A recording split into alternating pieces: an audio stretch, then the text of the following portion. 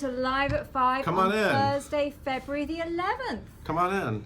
Come on in, everyone. Hi. Exciting. What day is it? Thursday? Thursday. It's almost Friday. Almost Friday. Happy almost so Friday, close, everybody. everybody. Hi. Hello. We're saying hi. Claybourne. Yes, Claybourne. Claybourne is here. Claybourne Elder. Oh my God. Here. We love him. We love him. Well, you just heard him. That was a sneak peek. Sneak peek. Trailer. So anyway, we're going to get to him. But first, we're going to talk about the news. What's the big... people are saying my heart. My heart. I think that's for you, Clay. It's for Clay. Claybourne is my friend. I love him. It's wow, not for us, look at this. it? Look at all the hearts. We're a getting lot hearts of love. for Clay. A lot of love for Clay. What's going on today? What's the buzz? Ken Watanabe, who is currently in treatment for stomach cancer, Right. He has set his return date to The King and I. I have no idea how he's doing this, but he is going to be back. He was supposed to be starting on March the 1st. He's only pushed his performance start date back to March the 17th. So I guess he had surgery or something? Or? Had surgery, but that's a really quick time. Anyway, Yeah. Good on him. Quick He's coming recovery. back March the 17th. Hoon Lee is going to stay on a bit longer in the role of the King of Siam. And then Jose Lana will be back on April the 19th, as previously scheduled, followed by Daniel Day Kim, who will make his Broadway debut for an 8-week run. I just want to interrupt for 1 second. Sophie said that, Clay, I need you back on Broadway. I have a Bonnie and Clyde playbill for you to sign. Okay. So we go and see him just at carry that 54 playbill. below. You know what? Just sometimes I've seen him on the street. Sometimes just carry that playbill around with you. You never know when you'll see I Claybourne say Elder. go and see him at 54 below, and then you can definitely get signed. Oh, hello. We'll get to that. We'll get to that. There's an I'm just opportunity to pointing see out- him in a week. I just point Okay, that out. we're gonna get to him. Ben Jacoby, who was on the Phantom tour. Yeah, who was he in the Phantom? Does he use a Phantom? No, I don't think he was a Phantom. He seems super young. Anyway, he is going Let's to say be he was Barry wrong. Mann. Yeah, Barry Mann. He's taking over for Jared Spector. When Jared Spector So Jared's leaves. leaving, and so is End of the month. Anika. Anika Larson's leaving again, right? But a bit later on in the spring, and Jessica Keenan-Wynn, who replaced her during her maternity leave, is coming back. And all you Heathers fans, I know you all love Jessica. She's awesome. She is awesome. So I haven't seen her do the role yet. So I did. Okay. She's very good. I often go to Beautiful. When people come to town, they want to see Beautiful, so I go and see it. You love it. It's I do. some kind of wonderful. But wait a minute. But then at that point, then all the leads will be new. Yeah. Like from the original. That's Yeah. the first time that all the originals have left But the that building. means But they're all that show's just That show's powerhouse. great. Powerhouse. You love it. It's I love it too. fabulous. But I haven't seen it in a while. Sutton Foster will be I know appearing her. on the Netflix revival of the Gilmore Girls. Now this is interesting. So Sutton was a huge Gilmore Girls fan, and then she got Amy. What's her name? Amy Palladino. Yeah, Am I saying it wrong? The Amy creator. Sherman Palladino. So then she's the one who went to Sutton and said, "I want to make a TV show with you," and then they made Bunheads together. Yeah. Same creator, and very similar vibe, I guess, I guess. in the shows. And so now she's going to be on the reboot, which is crazy. Which is crazy. But we don't know what she's doing. Well, Ryan McPhee was He busy thinks. speculating last night that she's going to reprise her Bunheads character. Michelle, yeah. And because she said she wants to play the role again, Yeah. she told us that on roll call just weeks Yeah. ago. And so that'd be kind of would be cool. interesting. And another fun fact is I was on the Gilmore Girls house when I went to the Grease Live set, because that's where Sandy sang Hopelessly Devoted to You. That was the set of the Gilmore Girls. Now, that house. speaking of Grease Live, Yeah. Aaron Tveit Oh, I know is him. currently in Australia. Wait, to with Betty perform- Buckley and Sutton. Foster. But also, he did a morning TV show in Sydney this morning. And have a look at Odds and Ends, it's leading it today. He gave a very interesting interview about Vanessa Hudgens and how well she did during Grease Live and how she got through that performance. And that's the first time I've heard him speak about it. So check out Odds and Ends today. I'm just annoyed that we're not in Australia if Sutton Foster, Betty Buckley, and Aaron Tveit Well, are I finally think- together I think in a concert. we need to be on a plane. I mean, it's when Friday. is Actually, it? we're not going to get there in time. Is it tomorrow? So It's if we tomorrow. left now... We still wouldn't get there because it's over the international dateline. Sorry. Missed it. Ugh. Audra McDonald and Hal Prince are legends, according to Lincoln They Center. are legends. We knew They've that. got another award going on there. That's We do also an that. Odds and Write it Ends. off as a business expense, somebody suggested. Yeah. Well, we would, but it's too late now. Daniel Sunjata, did I say that right? Sunyata. Well, he obviously was in it with Aaron Tveit in Gracelands. Yeah. He's landed an ABC pilot called Notorious, again in Odds and Ends. You know he was naked on Broadway once? I missed You weren't that. in America yet. I You wasn't weren't in here America yet for I Take wasn't Me here. Out. I saw him do that play at Samuel J. Freeman Theatre. He wasn't naked in that. He was not naked in Nope. that. No, I'd have remembered. No. You would have remembered. I would have remembered. You did see someone naked on stage recently, I though. saw Joshua Jackson completely naked. Why don't you on sell some stage. tickets here for smart people over at Second Stage? So- Doesn't that open tonight? I think it was any minute, but It I opens any minute. did a one-on-one with Mahershala Ali, who co-stars with Joshua Jackson in this particular new And you scene. probably know him from... And House of Cards. Exactly, he plays Remy in House of Cards. Anyway, it's a fun interview. We do talk about Joshua Jackson being naked, so have a look at that interview on the side. Why not? Yeah. What about Robert Creighton? He is doing his show. I love, first of all, Cagney. I love Robert Creighton. He's really short. Okay. He's a great song and dance man, and I first saw him in Funny Girl at Paper Mill Playhouse with Leslie Kritzer years ago. I mean, like maybe 12 years ago. Anyway, so he's been working on this Cagney musical about Jimmy Cagney, and they did it at the York, and now it got great reviews, and then it was a short run, and now it's coming back. Open-ended run at the West Side Theatre upstairs, so that's pretty cool. That's really cool. Yeah, I'm excited. Check out our photo roundup. There's lots of fun stuff in there. Sutton Foster, Erin Tveit. Can you see a running theme going on through the site today? Sutton, Erin. Yeah. Sutton and Erin are both in there. Yeah. And that's about it. Are you done with me? I'm done. Okay, so we're gonna give the clap now to our very special guest. We are. Claybourne Elder. So I'm gonna make way for him. Bye. Look at the excitement, love, the hearts. Everyone's very excited.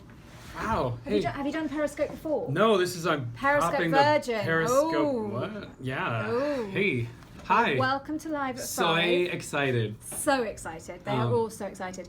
Hi. Now you're here for a very special reason because you are doing a Feinstein's 54 Below solo show. I am. When is next it? week. It's next Friday, February 19th. So Friday at is a 7 good p.m. night, everybody. You can go, you can have a few drinks, you don't have to get up the next day, so that's a good slot. And it's the early show, so it's the 7 o'clock show. Okay. So it's like Perfect you can go timing. after work and hang out. And have a Perfect drink, timing. and I'll sing some songs. So talk us through what we can expect from your solo show, from this Well, gorgeous voice of yours. Oh, you! Come on. It is it's like it's kind of like a stand-up routine in that there's no like theme. It's me telling a bunch of stories about my life. Okay. A bunch of stories about my career, singing songs from shows I've done, singing a lot of funny songs that friends wrote for me. Maybe playing some musical instruments, and I have a couple special guests.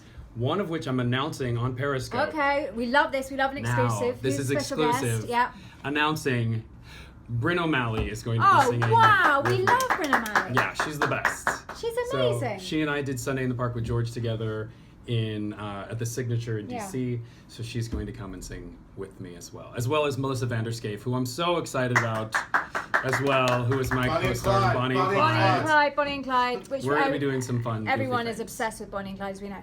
Now, also I heard that you're doing an I Will Always Love You Wrecking Ball mashup. How did you hear that? Because I do my it's true. research. Yeah. So, well, how? How does that even work? And why did you even get to that point? So, Melissa Vanderscape and I are both like really goofy, silly people. Okay. And so she and I were talking about what we wanted to do together.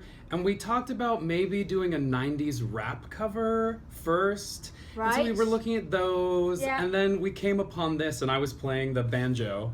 And we were talking on the phone and talking through things. And that's what we came up with. And it's pretty awesome, I have to admit. I mean, that sounds amazing. It's fun. And then also, I heard you were going to do a song, because you were born in Utah, Yes. weren't you? So you're Yeah. doing a song that sort of pays tribute to that, are you? Is that right? Yes. There are several songs in it in which I put into the context of my own life. Yeah. Because I feel like that's what good cabaret is it's not like I'm just gonna sing songs from my book, but I'm gonna sing songs that mean something important to me. And so yes, there are a couple songs about that. It goes it's a timeline from like my childhood on Okay. to like my career and life, and then there's a future, like we love what's a gonna happen future. in the future. You'll have to find out there. We love a future. Yeah. So you're born and bred in Utah. Yes. When did you get hit by the acting bug? Do you remember? I mean, did you Yeah, I was. listen to a cast album and think, yes, I want to do that? I mean, when did that happen?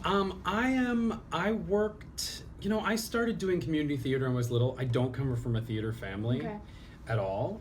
But I just like wanted to do it. And so my mom was a teacher at the school I went to, and I went to her office after school to like hang out. Yeah. And one day I started calling all the community theaters in the Right. city when I was like, I don't know, I was like 14, and asking them when I could audition for shows.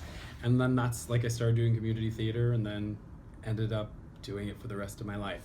But didn't you in your 20s, you took a circuitous route, but Yes. you didn't It's not like you just came straight to No. New York and you did that. Like you got the other things going on. You Yeah. went traveling, didn't you? I And did, some and extraordinary I work. still do travel writing and stuff. I after I graduated, I have a degree in dramaturgy, and which is kind of like philosophy and history of theater. And after that, I did my own version of The Amazing Race. I bought myself a one-way ticket to Singapore and had a one-way Amazing. ticket home from Beijing. And I had about 7 months to get there. It was Right. about 5,000 miles. Yeah. And I walked and backpacked and rode buses and got weird jobs along the way and bounced around until I was done. And then I flew home, and I had like a summer gig working someplace. I was working as a guide at Zions National Park, and then I decided to go to New York and try to be an actor for a little while. And that was 9 years ago. But then you got a massive break because you're suddenly working. You arrive in New York, and you're suddenly working with Stephen Sondheim. Yes, which is Mind-blowing. crazy. Yeah, I mean, without an agent, without anything, I went to an open audition for it, and they kept Can calling happen, my everybody. back. It can the happen. dream can happen. Yeah, and I was like, they keep calling me back. It's so nice. They're never gonna give me this job, but it's so nice.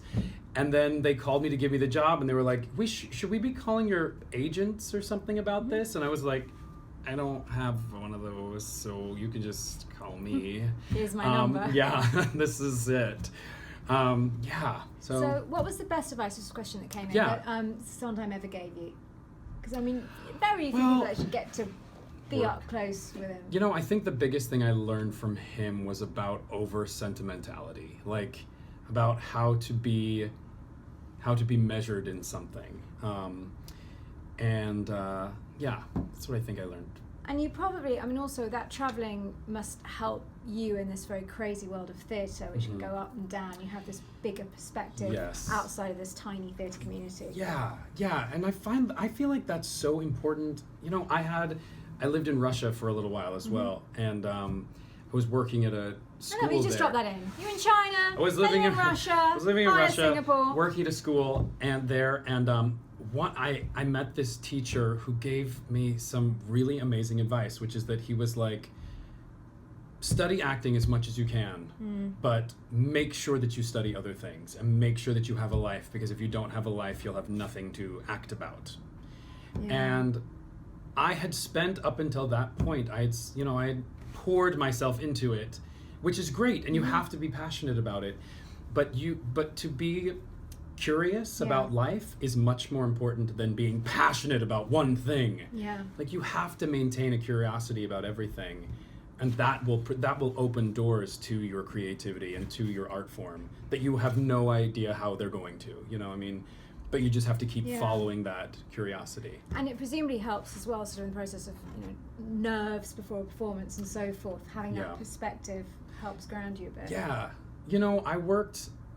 I volunteered at a school in Cambodia, and it's the kind of thing you don't ever forget. And companies like A-Step, Mary Mitchell Campbell's company A-Step does this a lot and gets people really involved in underprivileged communities and people who need things. And you really learn what we do matters, and it also doesn't matter at all. And that's why art is wonderful, is that art is necessary but also unnecessary. It's not saving anyone's life. And for that reason, you need to feel like there's comfort in that, that you're doing this because you want to. Yeah. People are coming to see it because they want to. It's a joyful thing. It's not, you learn to enjoy life. Thank you, Beth. Do you have any routines when you are in your dressing room before? I mean, are there any meditations or anything that you say to yourself or Yes, do before you go on stage? I try to just be really quiet. I like to have like a space to my own. When I was doing Allegro at Classic Stage, the backstage area is about the size of this table, and I would just go stand. So the only thing I could do was go stand against the wall, and I would just stand against the wall and close my eyes, and people would try to talk to me, and then eventually realize that I was trying to just kind of like take a moment and breathe and like relax, and I just calming myself down. I find amping myself up is not helpful. Like, getting focused and clear on subtleties is what kind of centers me in. Absolutely. Now, I saw you on stage doing Bonnie and Clyde. Yes. And, Oh, wonderful. Yeah, and here's this thing. What is it about this show? I mean, there was sort of an electric cast. There was you, there was Jeremy Jordan, there was Laura Osnes. But it's one of those shows that fans are just obsessed about. Is that the right word? But I it's hope something so. that they're always. I hope so, always because gonna I talk to you loved about. it so much, and it was such a huge part of my life. You know, I mean, it's something we worked on for 3 years to get it to Broadway, and we were all very passionate about it. Why do you think it still speaks to people? Because it is something that's just resonated. It's obviously on Broadway for not that long, but Yeah. it's something that's stayed with so many people. I think there's some. You saw it 20. Oh, you did see it 22 times, times. Jennifer. I know who you are. You know, there's just something about a story about two young people who are. I mean, like, I know we think of Bonnie and Clyde as the murderers, and they are, but you think of these two young people who are hungry for something and who want something better for for their lives. I think that speaks to a lot of people, and I think that listening to those songs makes people feel something, you know, like about something truthful about themselves. And the other thing that you get a lot of fans looking for is the Carrie Diaries, isn't it? Yes. A lot of people coming up to you. Yes, I had such a great time working on the Carrie Diaries. It was really fun.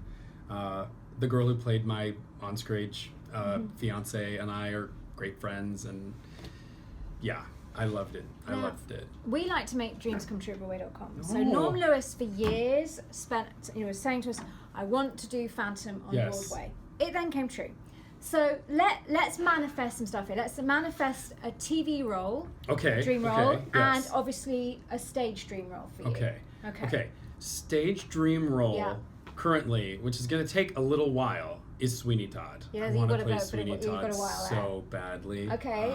But that's good. So, it's good to have that in the future. It's good to have that in the future. Yes. That's down the road. Yeah. Before, while I'm working on my TV series, which is going to be some sort of like dark but really funny period comedy. Period comedy. Yeah, like where's it set? Is it set in New York? Like like in the Wild West. Yeah. Ooh. Like a funny, weird Western dark murder mystery. Is that particular enough? Let's get that. We love that. Write it. Got and that. I'll do it. All right, so back to 54 Below. Yes. All this. So you've got how many? Number of songs? How many songs? There are look forward to? about 15 or 16 songs. 15 songs, and it's February the 19th. February the 19th, 7 p.m. Friday, February 19th. It's after Valentine's Day, so we've got all of that out of the way. Are you going to celebrate? Have you got your Valentine's Day celebrations? Because you're happily married, aren't you? I am, and I just found out today my husband has strep throat, and so I was going to go visit him, and I'm no longer going to visit him. Oh, dear. So we're having a very quarantine Valentine's Day. You can FaceTime. We're gonna have an all day like FaceTime, Skype, quarantine for Valentine's hours. Day. Yeah, that sort of works. Yeah. Well, you make all sad. of us who are single feel slightly better about ourselves. Oh, no. So there you are. I know. It's not fair, is it? Anyway, so February the 19th, though, it's giving everybody something to look forward to. Friday, February the 19th.